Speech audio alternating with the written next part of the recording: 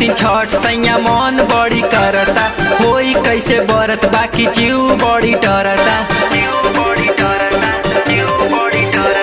करे खातिर छठ सैया मन बड़ी करता, होई कैसे बरत बाकी जीव बड़ी डरता।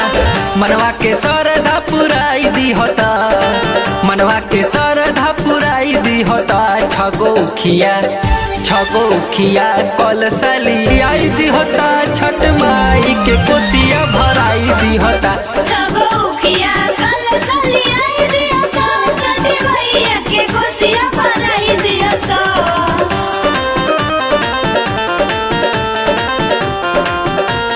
जय छठी माँ।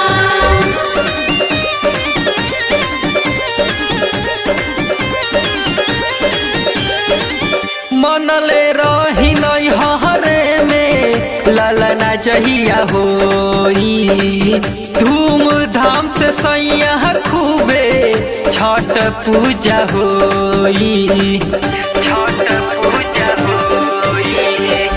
मनले रही है नहीं हरे में ललना जहिया होई, धूमधाम से सैया खूबे छठ पूजा होई।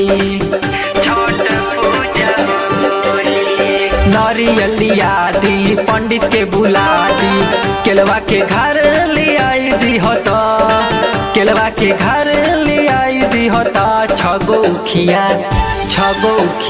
कल साली आई दी ता, छठ माई के कोसिया भराई दी होता। छगो खिया कल साली आई दी होता, छठ माई के कोसिया भराई दी होता।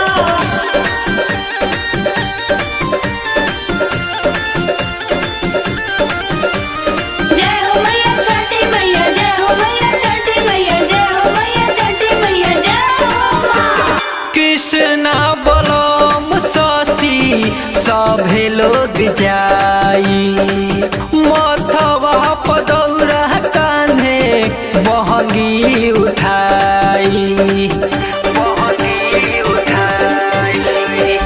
कृष्णा बलम शशि सभे लोग जाई, मथवा पदौरा कान्हे बहंगी उठाई।